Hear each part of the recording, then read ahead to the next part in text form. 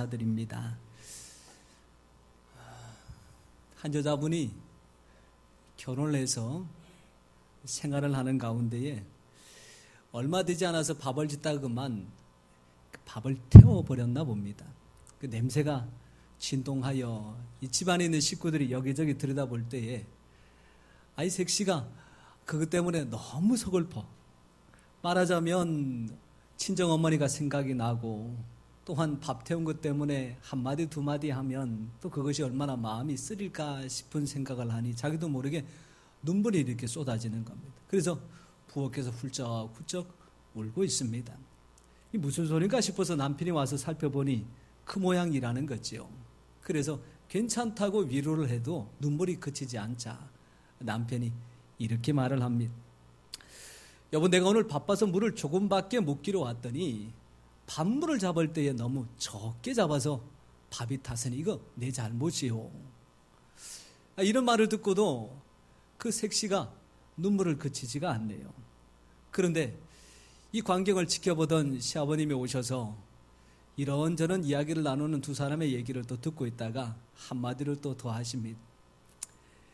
며느리야, 내가 요즘 기력이 예전 같지 않아서 장작을 펼 때 이렇게 잘게 패야 이게 불쏘시게 하기 좋을 텐데 너무 크게 하다 보니까 불을 제대로 조정하지 못했으니 이거는 내 책임이다. 그건 네 잘못 아니야. 그랬단 말이에요.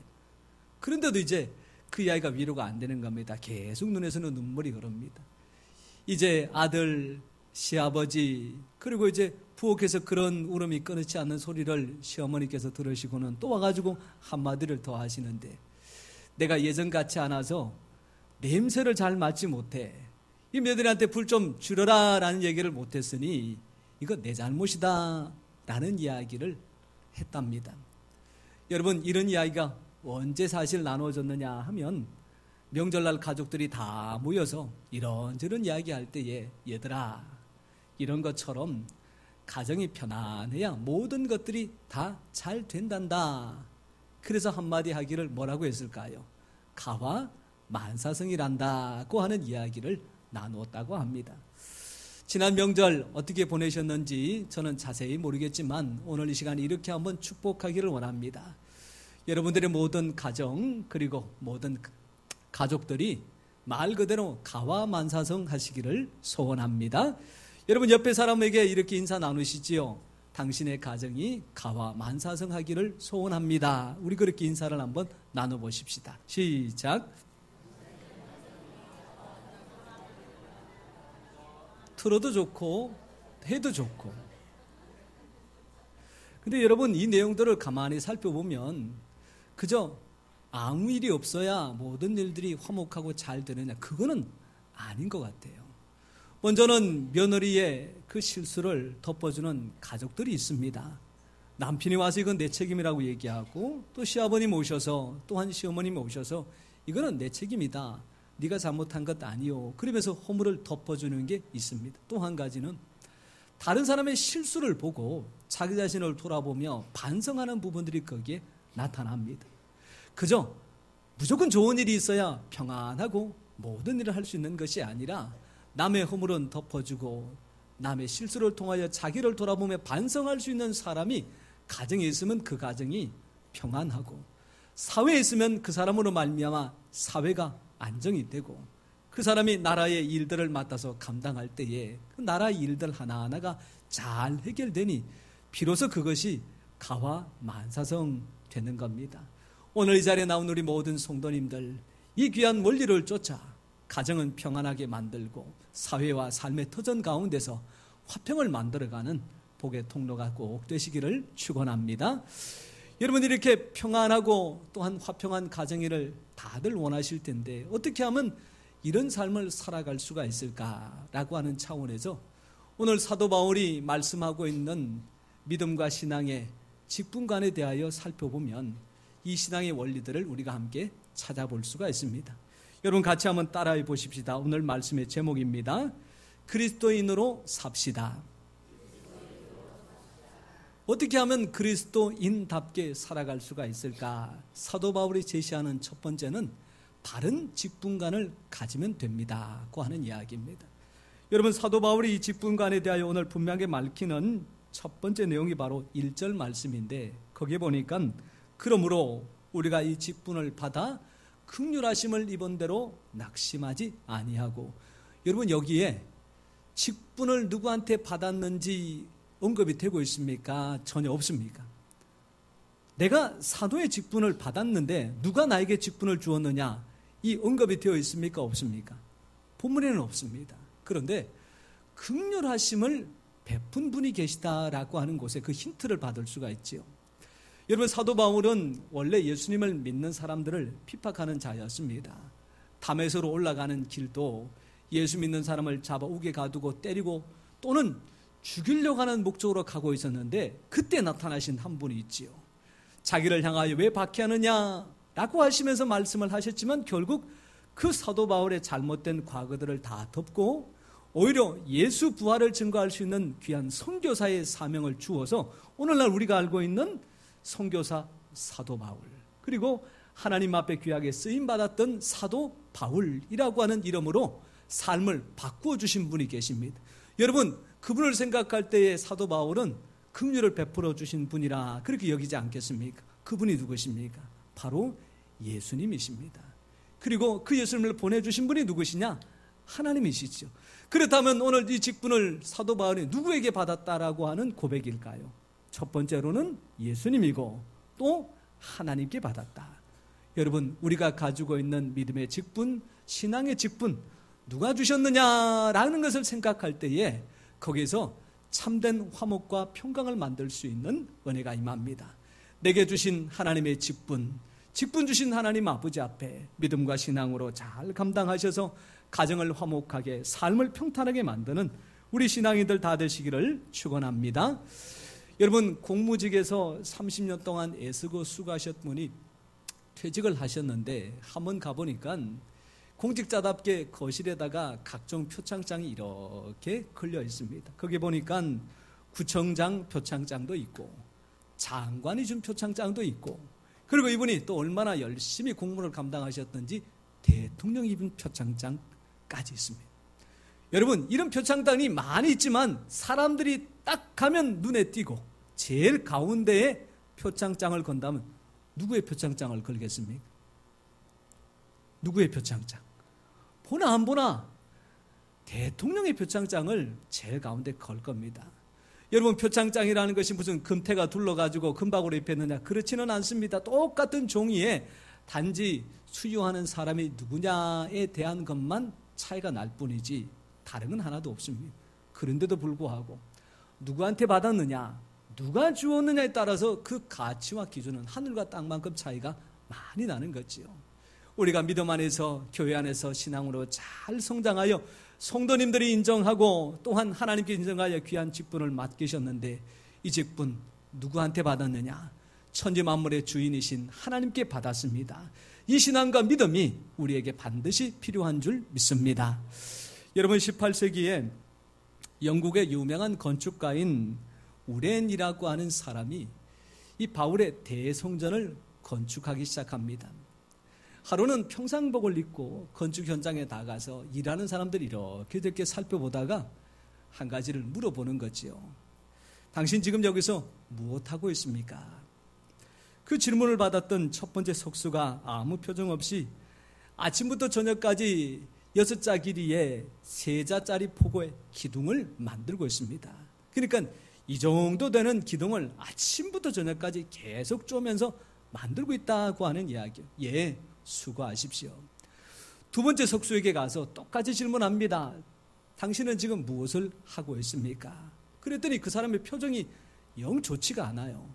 왜 남은 이렇게 고생하고 있는데 와가지고 거들어주기는커녕 무엇하는지 왜 귀찮게 묻느냐고 하는 그런 표정입니다. 그러면서 됐던 하는 이야기가 입에 풀칠을 하기 위해 하루 종일 이 짓을 하고 있습니다. 아, 그러세요? 예, 수고하십시오. 세 번째 석수에게 가서 똑같이 질문합니다. 당신은 지금 무엇을 하고 있습니까? 그럴 때 이 석수가 하는 말입니다. 선생님, 보시는 대로 사실 저는 부족한 사람입니다. 그러나 가장 귀하고 놀라운 건축가 우렌경이 만드는 이 성전에 제가 중요한 일들을 맡아서 감당하니 이것이 얼마나 기쁘고 즐거운지 모릅니다. 그렇게 고백하더란 얘기예요. 여러분, 만약에 이 우렌이라는 사람이 다음번에 성전을 짓거나 공사를 할 때에 이 세 사람 중에 누구에게 일을 맡기겠습니까? 당연히 세 번째 사람입니다. 자기가 하고 있는 일이 비록 작고 보잘것없어 보이나 이것이 소중한 줄 알고 최선을 다하는 사람이 사람의 눈에도 참 보기 좋은 모습으로 비춰지다는 얘기지요. 그런데 이것은 성경에 나오는 이야기입니다. 마태복음 25장 21절 말씀에 보니까 달란트 비유가 나오지요. 그때에 달란트를 남겼던 한 사람 한 사람에게 하시는 그 임금 주인의 이야기는 똑같은 말씀인데 바로 그 이야기가 이 이야기입니다. 21절 말씀인데요. 우리 같이 한번 보십시다. 시작. 그 주인이 이르되 잘하였도다. 착하고 충성된 종아, 내가 적은 일에 충성하였음에 내가 많은 것을 내게 맡기리니 내 주인의 즐거움에 참여할지어다. 아멘. 여러분, 큰 일에 충성했기 때문에 더 큰 일을 맡길까요? 작은 일에 소중함을 알고 최선을 다할 때 그 사람에게 큰 일을 맡기고 그 큰 일을 맡는 그 사람이 결국 주인의 즐거움에 참여하게 될까요? 작은 일에 충성하는 사람입니다.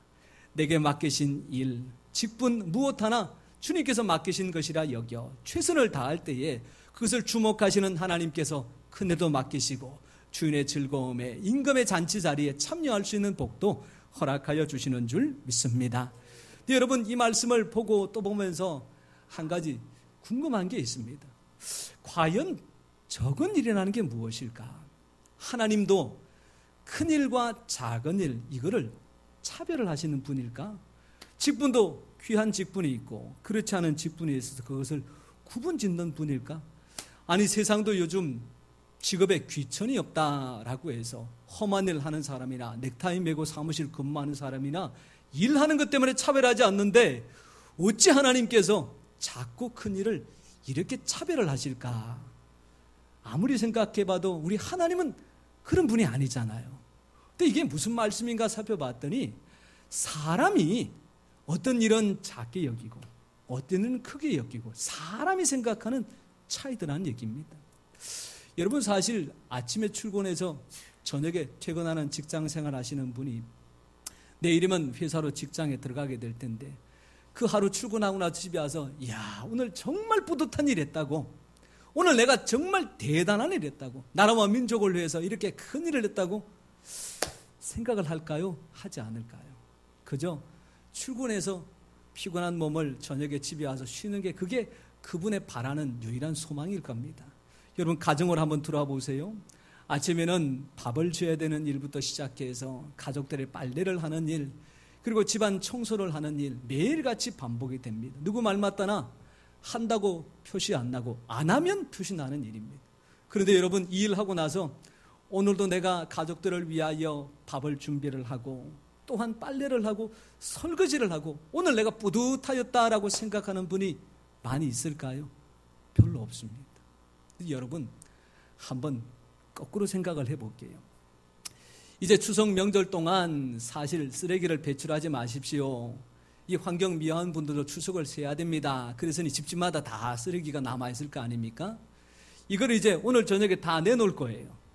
다 내놓는데 환경 미화원을 하시는 분이 나도 좀 쉽시다 그래가지고 하루 안 걷어갔어요. 이틀째 안 걷어갔어요. 여러분, 일주일째 안 걷어가면 이 동네가 무슨 천지가 될까요? 쓰레기 천지가 됩니다. 온갖 냄새와 파리, 사람을 기분 나쁘게 하는 일이 얼마나 많이, 가정도 마찬가지 아니겠어요? 빨래를 일주일 동안 안 했다, 설거지를 일주일 동안 안 했다, 청소를 안 했다, 여러분 집이 엉망진창이 됩니다. 그런데 이게 여러분 사소한 일이겠습니까? 이게 중요하지 않는 일이겠습니까? 이게 굉장히 중요한 일입니다. 단지 어떻게 해요? 내가 그것을 중요하지 여기지 않기 때문에, 의미를 두지 않기 때문에 사소하게 보일 뿐이지요.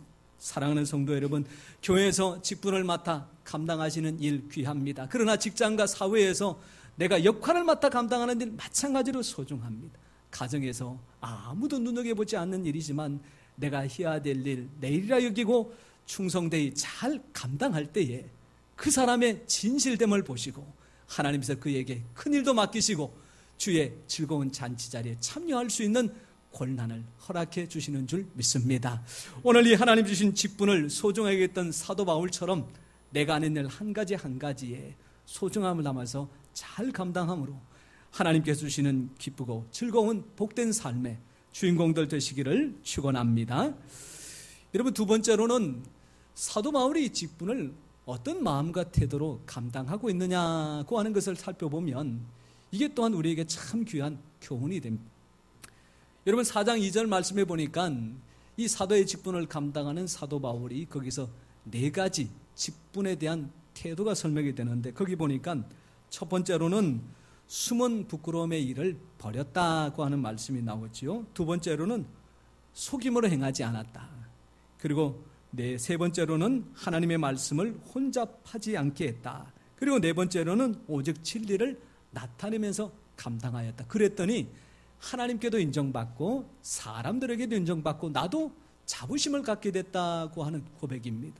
그런데 이 네 가지 구체적인 직분을 감당하는 태도나 삶에 있어서 가장 중요한 기준 하나가 4장 1절 말씀에 먼저 언급하고 있습니다. 여러분, 4장 1절 말씀을 우리 한 번 더 같이 읽겠습니다. 시작.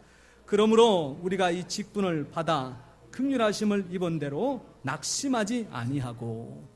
여러분, 이 네 가지를 하기에 있어서 가장 중요한 원칙이 뭐냐? 낙심하지 않는 겁니다. 낙심하지 않는 것.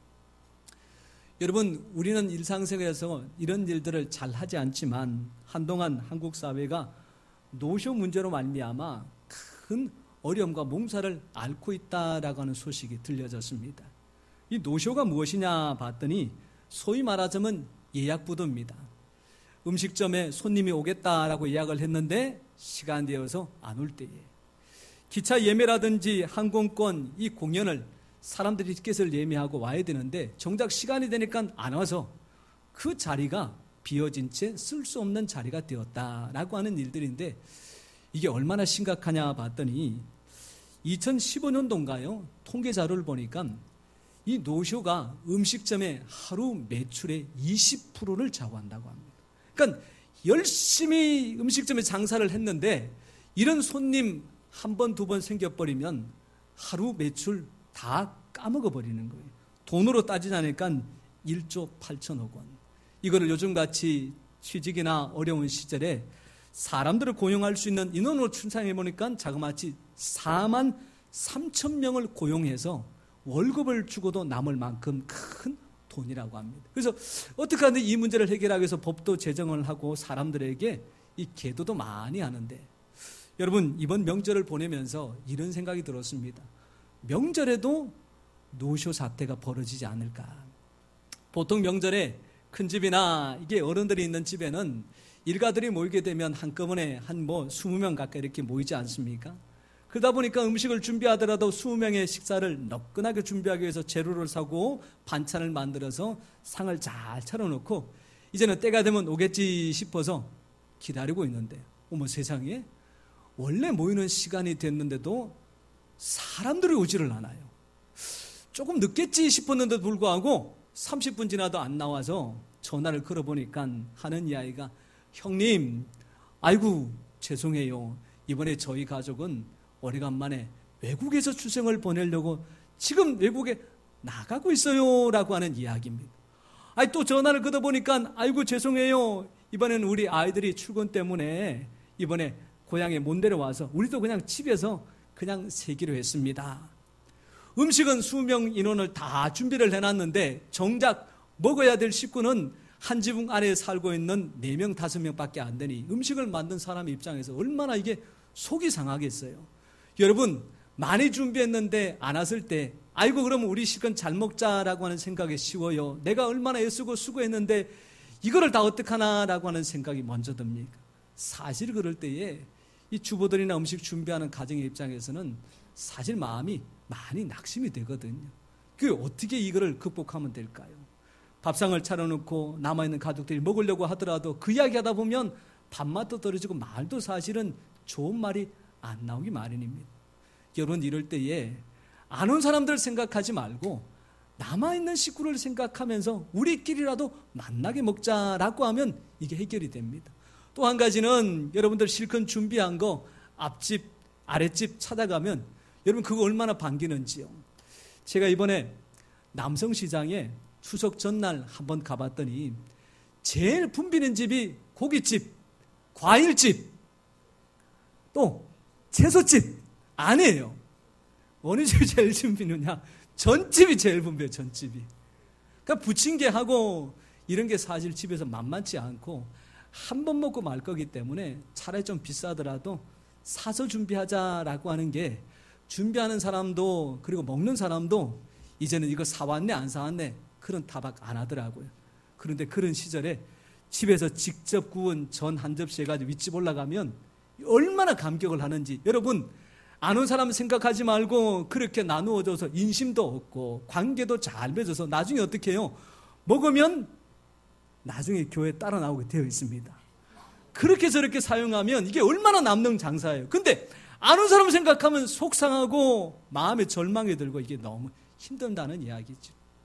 여러분 요즘 같은 때 사실 살기가 팍팍하지 않습니까? 어떤 사업가가 실컷 장사를 하고 열심히 했지만 정작 내가 가져가는 것이 하나도 없어서 목사님에게 상담을 했습니다. 목사님 아시지요? 이렇게 한 달 동안 살고 거래처 돈 주고 그 다음에 직원들 월급 다 주고 하면 제가 가져가는 게 없습니다. 이렇게 장사해가지고 제가 뭘 더 영화를 누리겠습니까? 장사를 접어야 되겠습니다. 회사를 그만둬야 되겠습니다. 라고 했을 때 목사님이 참 힘드시겠습니다. 라고 말씀하시면서 물어봅니다. 한 달 동안 장사 잘해서 나라에 세금 바쳤습니까? 안 냈습니까? 그러니까 세금 드렸다는 얘기죠. 나라에다가 세금 내면 그거 나라 경제 살리는데 도움 안 됩니까? 도움 되지요. 그리고 실컷 사업에서 직원들한테 월급 주셨습니까? 안 주셨습니까? 이번 명절에 없지만 상여금까지 더해가지고 제가 좀 더 줬습니다. 여러분 그 월급 가지고 가면 거기에 딸린 식구가 3명이나 4명이 될 텐데 그 가족들이 함께 먹고 살면 그거 남은 거 아니겠습니까? 그런저런 이야기를 할 때 아하 내가 없는 거 생각하지 말고 남은 거 생각하니까 회사를 어떻게 해요? 접는 게 아니라 해야 되겠다는 생각이 들더란 말입니다. 사랑하는 성도 여러분, 우리가 사랑하는 가족이 찾아오지 않아서 서운한 마음이 있을 수 있습니다. 너무 오래 머물고 가지 않아서 좀 쓰라린 마음이 있습니다. 그럴 때 어떻게 해요? 오늘 이처럼 믿음의 가족들이 함께 나와서 명절 지난 이후에 얼굴을 보고 서로 축복하고 또한 은혜를 나눌 수 있다는 것, 이거 생각하면 혹시라도 마음속에 있는 쓰린 마음 하나님께서 다 아물게 하여 주시고 그 마음속에 오히려 하나님의 은혜로 채워주실 줄 믿습니다. 이런 마음으로 극복해서 성공한 대표적인 사례가 성경에 있는데 그 사람이 누구냐 봤더니 예수님이세요. 예수님. 여러분 예수님은 사람 가운데 가장 많이 배신을 당했던 분이잖아요. 절망으로 치자면 예수님만한 절망가가 없습니다. 실컷 3년 동안 잘 길러 이제는 수지자라 세웠던 베드로는 예수님이 듣는 정도의 소리에 부인하고 저주하고 떠나가 버렸지요. 이 제자라고 하는 도마는 나타나가지고 내가 부활했다 그러니까 예수님 내가 그 옆구리에 손 찔러보고 그 손목에다가 내가 손가락을 넣어봐야 내가 믿겠다라고 이야기하니 이게 어떻게 예수님이 속상하지 않겠습니까? 제자들 많았으나 다 떠나버리고 십자가상에서는 딱 한 사람 요한밖에 그 자리를 지키지 않았단 말이에요. 그런데도 불구하고 베드로가 떠나 가룟유다와 같이 죽지 않고 주님 앞에 남아있을 때 그를 잘 격려하고 세우니 그가 설교한 적 3,000명 5,000명이 회개하고 돌아오는 역사가 일어나고 그런 도마에게도 그 차라리 손가락을 넣어보고라도 믿어라 그랬더니 그가 나아가서 인도에까지 복음을 전하는 선교의 귀한 사명을 감당하게 됩니다. 사랑하는 성도 여러분, 예수님도 절망할 수 있었지만 남아있는 제자들을 보고 격려하고 세워서 귀한 역사를 이룬 것처럼 우리도 없는 것 생각하며 절망하지 말고 있는 것 남은 것 생각하여 소망을 가지는 우리 모든 성도님 되시기를 축원합니다. 세 번째로 사도 바울이 이 직분을 감당할 때에 가장 중요하게 생각했던 것들이 무엇일까 봤더니 그것이 바로 오늘 5절 말씀에 나오는 내용입니다. 여러분 5절 말씀을 우리 같이 한번 읽어보겠습니다. 시작. 우리는 우리를 전파하는 것이 아니라 오직 그리스도 예수의 주 되신 것과 또 예수를 위하여 우리가 너희의 종된 것을 전파함이라. 아멘. 이게 보니까 자기 자신을 종이라고 고백하고 있는데 주인이 누구냐 봤더니 예수님이십니다. 그러면 종은 섬길 때 누구를 섬겨야 되느냐? 당연히 주인이신 예수님을 섬겨야 됩니다. 근데 오늘 사도 바울은 정작 섬기는 대상이 예수님이 아니고 누굽니까? 사람들입니다. 사람들. 여기에 우리 신앙에 아주 중요한 교훈이 있다, 그런 확신을 가집니다. 여러분, 지난 9월 초에 우리나라를 찾아왔던 태풍의 이름이 닝닝입니다. 닝닝. 이 닝닝이라고 하는 이름은 홍콩에서 제출한 이름으로 사실은 방울이 흔들리면서 부딪히는 그 소리를 의성화한 건데, 여기는 소년을 가리키는 애칭이 이 닝닝이라고 합니다. 여러분, 비슷한 시기에 이 일본을 관통했던 태풍의 이름이 파사입니다. 이 태풍은 라오스라는 나라에서 이름을 만들어 제출했는데 그 이름의 뜻이 숙녀라고 하는 뜻입니다. 여러분, 왜 태풍의 이름을 이렇게 소녀나 숙녀같이 그런 대상을 놓고 이름을 짓느냐 봤더니, 한 번 태풍이 지나가면 한 해 농사 그리고 삶의 터전 깡그리 폐허가 되니까 이름이라도 이렇게 조금 부드럽게 지어서 좀 조용하게 지나갔으면 좋겠다 싶었는데, 여러분 아시다시피 이 태풍이 한번 지나간 자리에 사실은 농작물 흔적도 없이 다 사라져버리고, 심지어는 잘 지었다라고 하는 집도 지붕 벽체 다 날아가 버리고 폐허가 되는 현장들을 우리는 목격하게 됩니다. 그런데 여러분, 이게 13호, 15호 태풍입니다. 그렇다는 얘기는 아직도 우리나라를 찾아올 태풍이 남아있더라는 얘기예요. 지나가고 나서 한숨 쉬었는데 조금 지나면 또 태풍이 몰려오는 것은 여러분, 대한민국에서 매년마다 반복되는 일입니다. 한 해에 발생하는 태풍이 한 25개에서 많게는 30개가 넘는데 우리나라에 영향을 미치는 태풍이 한 4개 정도. 근데 원래는 15개 태풍 가운데 벌써 5개가 우리나라를 지나갔다는 얘기예요. 남아있는 태풍 가운데 또 얼마나 우리나라를 뒤흔들고 지나갈지 아무도 장담하지 못한다는 얘기입니다. 여러분, 자연을 태풍을 통하여 삶의 터전이 무너지는 것처럼 우리의 신앙도 태풍이 몰아쳐서 흔들릴 수 있다고 하는 것을 아셨던 예수님께서 비유를 통하여 우리에게 격려하시는 말씀이 마태복음 7장 24절과 25절 말씀입니다. 우리 같이 한번 말씀을 읽으면서 주님의 격려를 다시 한번 확인해 보시기 바랍니다. 24절 같이 읽겠습니다. 시작. 그러므로 누구든지 나의 이 말을 듣고 행하는 자는 그 집을 반석 위에 지은 지혜로운 사람 같으니. 25절 시작.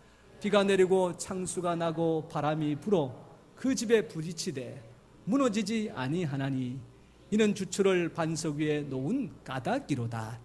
아멘. 주초를 반석 위에 깊이 내린 집은 무너지지 않는다라고 하는 말씀으로 하나님의 말씀을 듣고 행하는 자에게 주신 하나님의 약속입니다. 여러분, 이 행할 때에 오늘 사도 바울이 중요한 교훈 하나를 하고 있습니다. 우리가 보이지 않는 주님을 섬기려고 하면 이게 만만치가 않습니다. 할 수 있는 것은 예배 시간에 와서 기도하고 찬송하고 예배드리고 주님의 마음으로 교회에서 준 직분들을 하나 둘씩 감당하는 것은 하나님께 하는 것이고, 그 외에 많은 일들은 이게 하나님께 하는 것인지 사실은 구분 안 될 수가 있는데, 사도 바울이 이것을 가리켜서 뭐라 그러냐 하면 우리가 사람에게 행하는 것을 하나님께서 자기에게 행한 것으로 받으시겠다고 그렇게 약속하고 계십니다. 정작 우리가 신앙으로 주님을 주인으로 모신다면 그 섬김의 대상이 누구냐 봤더니 주님이 아니고 사람을 섬길 때에 그 사람에게 행하는 것을 주님께서 내게 한 것이라 그렇게 받으시겠다고 하는 약속의 말씀이지요. 여러분, 그러다 보니까 달란트 비유를 통하여 직분을 감당케 하는 우리에게 예수님께서 마지막 40절에 이렇게 귀한 교훈으로 마무리를 하고 계십니다. 마태복음 25장 40절 말씀입니다. 같이 읽겠습니다. 시작. 임금이 대답하여 이르시되 내가 진실로 너희에게 이르노니 너희가 여기 내 형제 중에 지극히 작은 자 하나에게 한 것이 곧 내게 한 것이니라 하고. 아멘.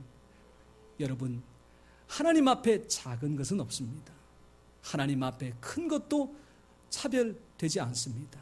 그러나 내가 작고 사소하게 여겨 마음속에 별로 기쁨을 주지 않았던 바로 그 일이 사람을 섬기는 일이고 가족을 섬기는 일이고 공동체를 섬기는 일이라면 주님께서 내게 한 것이라 그렇게 받으시겠다고 약속해 주셨습니다. 이 한 주간 명절 이후에 혹여 스트레스로 말미암아 마음이 상한 분들 계십니까? 사람을 섬기기 위하여 그 쓰라린 마음을 다시 한번 가다듬어 주시기를 바랍니다. 준비하고 애썼으나 수고했다 말 한마디 못 듣고 애쓰다 그런 칭찬 한마디 못 들었을지라도 그를 향하여 끊임없이 사랑으로 섬기고 또한 헌신으로 잘 돌보면 결국 갚으시는 우리 하나님께서 좋은 것으로 큰 것으로 귀한 것으로 바로 그 사람에게 오늘 우리에게 갚아주실 줄 믿습니다. 그 믿음으로 이 한 주간도 하나님의 귀한 은혜 가운데 참여하는 우리 모든 성도님 되시기를 주님의 이름으로 축원합니다. 기도하겠습니다.